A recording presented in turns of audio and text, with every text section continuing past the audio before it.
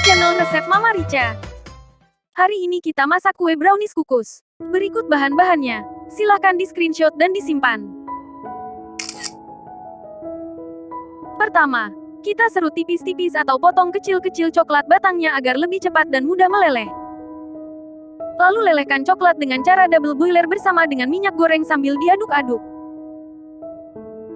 Aduk rata tepung terigu, coklat bubuk dan baking powder lalu ayak semuanya agar tidak ada tepung yang menggumpal. Masukkan telur, gula pasir, SP, vanili bubuk dan garam ke dalam mangkuk mixer. Mixer telur sampai mengembang dan putih kental berjejak dengan kecepatan tinggi. Jangan terlalu lama, nanti adonan bisa encer kembali. Kemudian masukkan tepung terigu yang sudah diayak, dan aduk balik adonan sampai tercampur rata. Setelah itu, masukkan lelehan coklat dan minyak goreng ke dalam adonan, dan aduk balik, sampai semuanya tercampur rata. Lalu ambil 100 gram adonan brownies untuk lapisan bagian tengahnya. Masukkan 2 sachet kental manis coklat dan aduk rata. Sekarang siapkan loyang ukuran 20 x 20 cm lalu alasi dengan kertas baking paper. Bagi 2 adonan brownies dan tuang 1 bagian ke dalam loyang.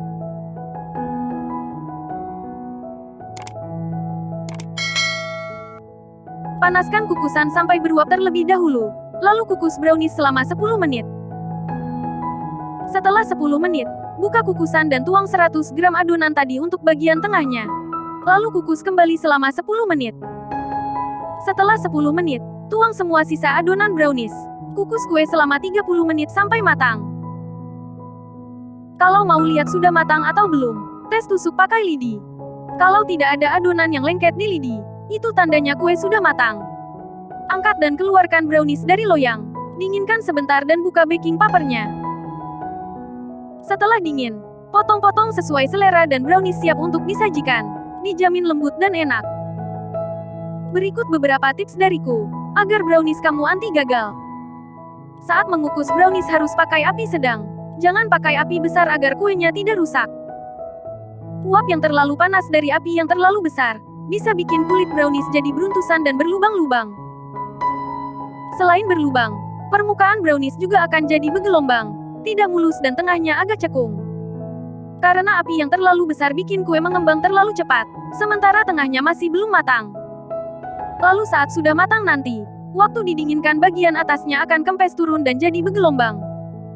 Jadi intinya, saat mengukus harus biarin kuenya naik pelan-pelan ngembang sendiri dengan api sedang kecil. Dan pastikan jangan sampai air dari uap panas kukusan menetes kena kue browniesnya. Tetesan air yang menetes ke kue bisa bikin kue gagal mengembang naik dan akhirnya jadi bantet.